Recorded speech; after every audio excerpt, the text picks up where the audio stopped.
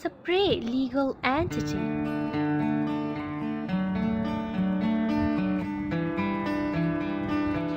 A separate legal entity may be set up in the case of a corporation or a limited liability company to separate the actions of the entity from those of the individual or other company.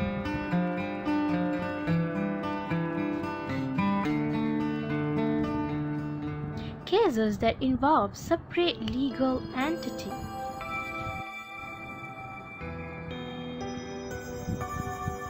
Solomon versus A. Solomon.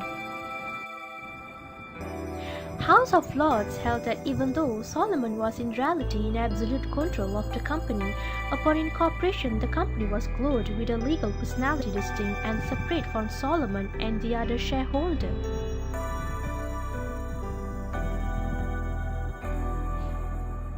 Lee versus Lee's Farming. Mr. Lee, who owned the majority of Errol Crop Spraying business and was the sole working director of the company, was killed while piloting the aircraft. Although he is a major shareholder and sole worker in the company, he and the company is considered as separate legal person and therefore could also be an employee with rights against it when killed in the accident. A Company Act 2016 reads, a company incorporated under this act is a body, corporate and should have legal personality separate from that of its members, to continue to exist until it is removed from the register. Salmon, A. Salmon and Company.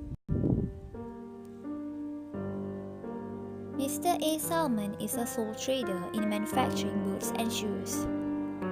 Later, he converted his trading to an incorporated company called A. Salmon and Company. The subscriber of the memorandum are his wife and his 5 children whom owned a share each, and he himself held 20,002 shares. Since the new company was intended to continue the shoes and boots manufacturing, Salmon actually sold his business to the company for amount €38,782. The purchase price was set to be paid in cash, except for €60,000, which was agreed to be paid in cash or debenture at company's option. The company issued a debenture to Mr. Salmon for €10,000 and €6,000 was paid in cash. The business was transferred to the company. Unfortunately, the company faced financial difficulties and was highly in debt. The company was wound up and a liquidator was hired. Upon liquidation or winding up the company, its liabilities exceeded its assets. In this case, the company's debt must be first paid. The unsecured creditors were given priority, and these include Mr. Salmon himself as one of the debenture holders. However, there was not enough money to pay the unsecured creditors. The unsecured creditor tried to salvage the loan provided by accusing that the company's business will in fact belong to Mr. Salmon. When the case was heard for the first time, Wang and Williams agreed with the liquidator, and it was held that the subscriber to the memorandum were only nominees of Mr. Salmon. The company was indeed formed to act as an agent of Mr. Salmon. Law of agency shall bind the principal, and it is concluded that Mr. Salmon was liable to settle all the debts. The case was heard again in an appeal.